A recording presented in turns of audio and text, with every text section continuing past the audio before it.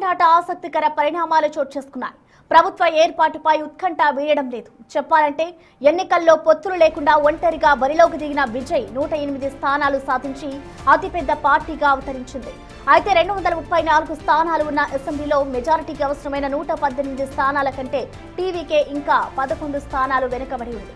ఈ నేపథ్యంలో విజయ్ కాంగ్రెస్ పార్టీ మద్దతుతో గవర్నర్ను కలిసి ప్రభుత్వ ఏర్పాటుకు అవకాశం కల్పించాలని కోరారు. కాంగ్రెస్ ఇచ్చిన 5 స్థానాల మద్దతుతో మొత్తం బలం 112కు చేరినప్పటికీ మెజారిటీ మార్కుకు అవసరమైన సంఖ్యా బలాన్ని నిరూపించే స్పష్టమైన ఆధారాలు లేకపోవడంతో గవర్నర్ ప్రభుత్వ ఏర్పాటుకు సుముఖత వ్యక్తం చేయలేదు. దీంతో గురువారం జరగాల్సిన విజయ్ ప్రమాణ స్వీకార కార్యక్రమం రద్దయింది.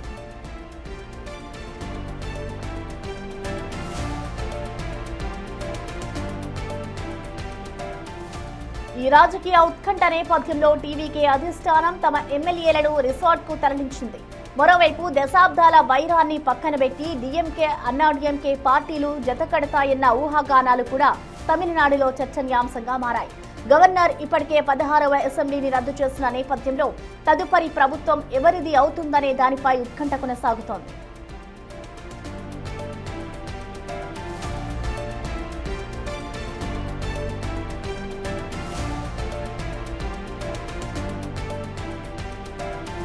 తమిళనాడు ఆసక్తికర పరిణామాలు చోటు చేసుకుంటున్నాయి. ప్రభుత్వ ఏర్పాటుపై ప్రస్తుతం అయితే ఉత్కంఠ వీయడం లేదని చెప్పుకోవాలి. ఎన్నికల్లో పొత్తులు లేకుండా ఒంటరిగా బరిలోకి దిగిన విజయ్కి 108 స్థానాలు సాధించి అతిపెద్ద పార్టీగా అయితే అవతరించింది. దాదాపు 234 స్థానాలు ఉన్న అసెంబ్లీలో మెజారిటీకి అవసరమైన 118 స్థానాల కంటే టీవీకే ఇంకా 11 స్థానాలు వెనుకబడి ఉంది. ఈ నేపథ్యంలోనే విజయ్ కాంగ్రెస్ పార్టీ మద్దతుతో గవర్నర్ను కలిసి ప్రభుత్వ ఏర్పాటుకు అవకాశం కల్పించాలని ఆయన కోరారు. అయితే కాంగ్రెస్ ఇచ్చిన 5 స్థానాల మద్దతుతో మొత్తం బలం 112కు చేరినప్పటికీ మెజారిటీ మార్కుకు అవసరమైన సంఖ్యా బలాన్ని నిరూపించే స్పష్టమైన ఆధారాలు విజయ్ వద్ద లేకపోవడంతో ప్రస్తుతం దీనికి సంబంధించి కూడా గవర్నర్ ప్రభుత్వం ఏర్పాటుకు సుముఖత వ్యక్తం చేయలేదు. దీంతో గురువారం జరగాల్సిన విజయ్ ప్రమాణ స్వీకార కార్యక్రమం ప్రస్తుతం రద్దయింది.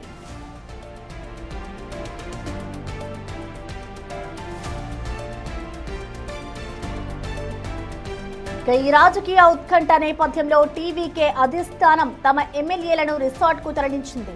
మరోవైపు దశాబ్దాల వైరాన్ని పక్కన పెట్టి డీఎంకే అన్నాడీఎంకే పార్టీలు జతకడతాయన్న ఊహాగానాలు కూడా తమిళనాడులో చర్చనీయాంశంగా మారాయి.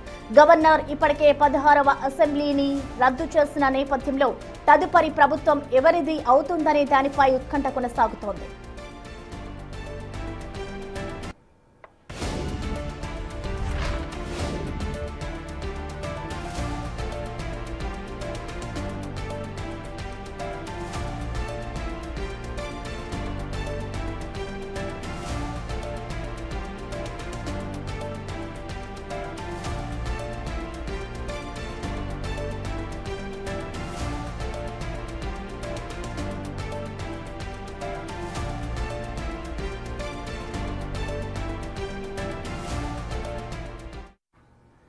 దీనికి సంబంధించిన లేటెస్ట్ అప్డేట్స్ ని మా అసోసియేట్ ఇన్పుట్ ఎడిటర్ గణేష్ మనకి లైవ్ లో అందుబాటులో ఉన్నారు. ఎస్ గణేష్, మనం చూస్తున్నాం ఇటు రేపు సీఎం గా విజయ్ ప్రమాణ స్వీకారం చేస్తారు అని అంతా అనుకున్నారు. కానీ ఇప్పుడు చూస్తే ఆయన ప్రమాణ స్వీకారం కాస్త రద్దయినట్లుగా తెలుస్తోంది. కాబట్టి అసలు నెక్స్ట్ ఏం జరగబోతుంది అనుకోవాలి? అసలు ప్రభుత్వ ఏర్పాటుకు సంబంధించి ఇంకా ఒక సందిగ్ధంలో ఉంది కాబట్టి గవర్నర్ నుంచి అసలు ఎటువంటి నిర్ణయం వచ్చే అవకాశాలు కనిపిస్తున్నాయి అనుకోవాలి? అంటే ముందు విజయ్ ప్రమాణ స్వీకారం చేస్తాడా చేయడా, లేకపోతే ఆయనకి గవర్నర్ పర్మిషన్ ఇస్తాడా ఇవ్వడానే కంటే తమిళనాట రాజకీయాల్లో ఒక బిగ్ ట్విస్ట్ కనిపిస్తోంది. దీన్ని మనం ఎలా చూడాలంటే రాజకీయాల్లో శాశ్వత శత్రుత్వం శాశ్వత మిత్రత్వం ఉండదనేది ఇప్పుడు ఏదైతే తమిళనాడులో జరుగుతున్న రాజకీయ పరిణామాలు చూస్తే అర్థమవుతుంది. ఇందులో బిగ్ ట్విస్ట్ ఏంటంటే డిఎంకే అన్న డిఎంకే కలిసి గవర్నమెంట్ ఫామ్ చేయడానికి చర్చలు జరుగుతున్నాయనేది ఒక కీలకమైన అంశంగా మనం చూడాలి. ఎందుకంటే ఇప్పటి వరకు మనకు కనిపిస్తున్న దాంట్లో టీవీకే విజయ్ ప్రభుత్వం ఏర్పాటు చేస్తాడా, తనకు వచ్చిన 108 సీట్లు ఒక సీటుకి రాజీనామా చేసిన తర్వాత 107 సీట్లతో కాంగ్రెస్ మద్దతు ఆయన 112 సీట్లకి గవర్నర్కి ఆయన విజ్ఞప్తి చేశారు. గవర్నర్కి విజ్ఞప్తి చేసిన తర్వాత రాజేంద్ర విశ్వనాథ్ ఆయనకి పర్మిషన్ ఇస్తారనుకున్నారు.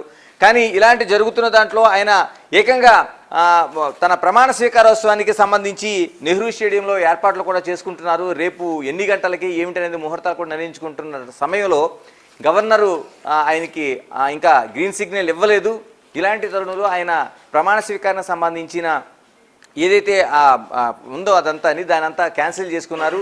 ఎందుకంటే గవర్నర్ విచక్షణ పైన గవర్నర్ ఒక సమయాన్ని తీసుకుని ఇచ్చే అవకాశం ఉంది కాబట్టి ఆయన ముందుగా అడిగింది ఏదైతే మనకి తమిళనాడు రాజకీయాల్లో దాదాపుగా ఉన్న 234 సీట్లో 118 మనకి మ్యాజిక్ ఫిగర్ కావాలి కాబట్టి ఈ మ్యాజిక్ ఫిగర్ అనేది ఆయన చూపించలేకపోయాడు కాబట్టి 112తో ఆయన ఇచ్చిన లిస్టుని గవర్నర్ అంగీకరించలేనట్టుగా తెలుస్తుంది. అందుకే ఆయన గ్రీన్ సిగ్నల్ ఇవ్వలేదు. ఇలాంటి పరిస్థితుల మధ్య ఏదైతే అంటే మనకి కనిపిస్తున్న దాంట్లో టోటల్గా మనం చూసుకుంటే ఏం జరుగుతుంది అసలు ఇలాగా ఆయన ప్రమాణ స్వీకారం చేయకపోతే ఏం చేయబోతున్నారు అనేది అనుకుంటున్న పరిస్థితుల్లో ఒక్కసారిగా ఒక విపత్కర పరిస్థితి లాగా. ఎందుకంటే డిఎంకే అన్నా డిఎంకే క్వైట్ ఆపోజిట్లో ఉన్న సందర్భంలో ఈ రెండు పార్టీలు కలిసి మంతనాలు చేస్తున్నాయి అనేది ఒక ఆశ్చర్యకరమైన విషయంగా కనిపిస్తుంది. ఎందుకంటే ఈ రెండు పార్టీలు కలిస్తే మెజార్టీకి రాబోతున్నాయా?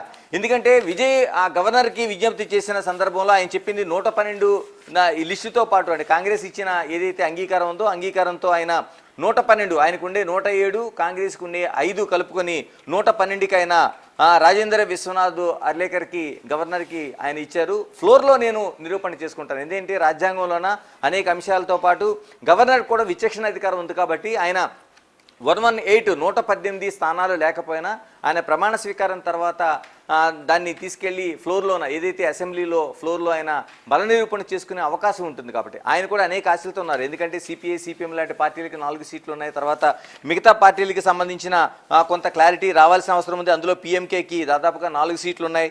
అలాగే వీసీకేకి సంబంధించి 2 సీట్లు ఉన్నాయి. ఇవన్నీ కలుపుకుంటే ఆయనకు వచ్చే అవకాశం ఉంది. అలాగే 2 ఇండిపెండెంట్ కూడా ఉన్నారంటున్నారు కాబట్టి వాటి నుంచి కూడా క్లారిటీ వచ్చే అవకాశం ఉంది. కాబట్టి ఖచ్చితంగా ఏదైతే మ్యాజిక్ ఫిగర్ ఉందో దానికి రీచ్ అవుతానన్న నమ్మకంతో ఆయన ఉన్నారు. మరొకటి అందులోన మనకి రాజ్యాంగబద్ధంగా కల్పించిన దాంట్లో ఫ్లోర్లో మెజారిటీ అనేది ఎలా చూస్తారంటే 234 సీట్లైనా ఎంతమంది హాజరయ్యేది చూస్తారు. 234 మంది హాజరైతే 118 మన మ్యాజిక్ ఫిగర్ని చూడాల్సిన అవసరం ఉంటుంది. అలా కాకుండా 200 210 వచ్చినట్లయితే అందులో సగభాగానికి తీసుకొని ఒక 105 అలాగా 200 మంది కానీ వచ్చినట్టయితే మనకి అక్కడ సగానికి విడదీసి ఆ మెజారిటీ చూసే అవకాశం ఉంటుంది. దీన్ని మూజువాణి పద్ధతి అంటే చేయి హ్యాండ్ రైజ్ చేసి మూజువాణి పద్ధతిలోన వాళ్ళ అంగీకారం తెలియజేయాల్సిన అవసరం ఉంటుంది. ఇలాగ అనేక అంశాలతో ఉంది కాబట్టి విజయ్ అనేక నమ్మకం పెట్టుకున్నాడు. కానీ ఇప్పుడు జరుగుతున్న బిగ్గెస్ట్ ట్విస్ట్గా బిగ్గెస్ట్ పరిణామంగా మనం ఏదైతే ఒక తమిళనాడు రాజకీయాల్లో చూస్తున్నాం, 2 క్వైట్ ఆపోజిట్లో దశాబ్దాల కాలంగా దాదాపుగా 5-6 దశాబ్దాలుగా కొట్లాటకి అంటే పెరియార్ సిద్ధాంతం తర్వాత ద్రవిడ దాంట్లో వచ్చింది. అది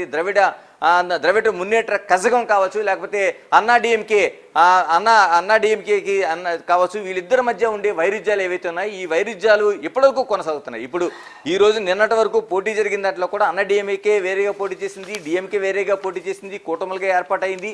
దానికి ప్రతిగా టీవీకే విజయ్ కూడా ఒక ఎవరితో పొత్తు పెట్టుకోకుండా చేశాడు ఆయన. అంటే ఈ 2 పార్టీలని ఇప్పటిదే కాదు మనకి చూసుకుంటే కరుణానిధి కాలం దగ్గర నుంచి ఎంజీఆర్ కాలం దగ్గర నుంచి ఇప్పుడు స్టాలిన్, తర్వాత జయలలిత, ఇప్పుడు పళనిస్వామి, అలాగా అంటే దశాబ్దాల కాలంగా మనకి ఆ కొట్లాట అనేది ఆ 2 పార్టీల మధ్య డిఎంకే అన్నా డిఎంకే మధ్య వస్తుంది. ఇప్పుడు విజయ్ వచ్చాడు. ఇప్పుడు విజయ్ వచ్చిన తర్వాత ఈ 2 పార్టీలు కలుస్తాయి. ఇప్పుడు ఎందుకంటే దాదాపుగా ఇదే చర్చ జరుగుతుంది. నేషనల్ మీడియా దగ్గర నుంచి అందరూ కూడా ఈ 2 పార్టీలు కూడా సమన్వయం చేసుకొని చర్చలకు సిద్ధమవుతున్నారని కనిపిస్తుంది.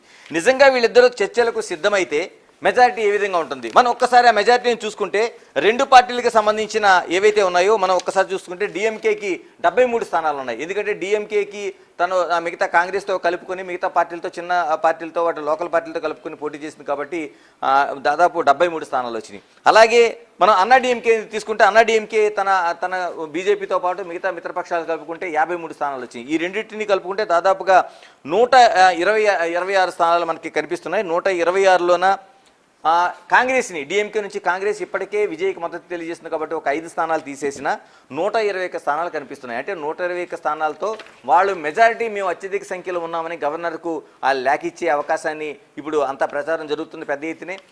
వీళ్ళు 118 కావాలి కాబట్టి 121 స్థానాలతో కానీ వెళ్ళగలిగితే ఏం జరుగుతుందనే చూస్తున్నారు. నిజంగా గవర్నర్ వాళ్ళకి అవకాశం ఇస్తాడా? ఎందుకంటే బీజేపీ చాలా రాష్ట్రాల్లో ఒక వ్యూహాత్మకమైన ప్రణాళిక నడిపింది కాబట్టి ఇప్పుడు అన్నా డిఎంకేలో ఒక భాగంగా ఉన్న బీజేపీ దీన్ని నడపబోతుంది అనేది కూడా పెద్ద చర్చ జరుగుతుంది. ఇలాంటి పరిస్థితుల్లో ఏం జరగబోతుంది? ఎందుకంటే తమిళనాడు రాజకీయాల్లోన ఏ విధంగా ఉండబోతుందనే